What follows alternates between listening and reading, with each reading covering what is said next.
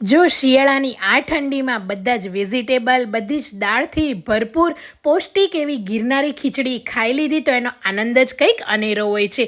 ગિરનારી ખીચડી બનાવવા માટે 1 કપ જેટલા ચોખા લેવાના છે અને 1 કપ જેટલી મિક્સ દાળ લેવાની છે. ચણા, તુવેર, મગની ફોતરાવાળી દાળ, અડદની દાળ, બધી દાળ એડ કરીને સારી રીતે 2 થી 3 પાણીથી ધોઈને બધા જ વેજીટેબલ, શિંગદાણા લીધા છે. અહીંયા મેં 2 ટેબલ સ્પૂન જેટલા, અડધી ચમચી મીઠું, હળદર અને પાણી એડ કરીને 4 થી 5 વિસલ કરી લેવાની છે. 5 વિસલ પછી તમે જોઈ શકો છો એકદમ ખીચડી તૈયાર છે. 2 ચમચી તેલની અંદર રાઈ, જીરું, હિંગ, લીલા મરચાં, લીલું લસણ, આદુની પેસ્ટ, લીલી ડુંગળી, સૂકી ડુંગળી, મીઠું સારી રીતે સતળાઈ જાય એટલે ટામેટાની પ્યુરી, હળદર, ધાણા જીરું, લાલ મરચું પાવડર એડ કરીને મિક્સ કરી લઈશું. હવે બાફેલી ખીચડી એડ કરી દેવાની. અડધો કપ જેટલું ગરમ પાણી એડ કરી દેવાનું છે જેથી ખીચડી એકદમ સરસ એવી થઈ જશે. ખીચડી થોડી વાર ગરમ થઈ જાય એ પછી લીલું લસણ, લીલી ડુંગળી, લીલા ધાણા અને ઘી સાથે આ ગિરનારી ખીચડી ગરમા ગરમ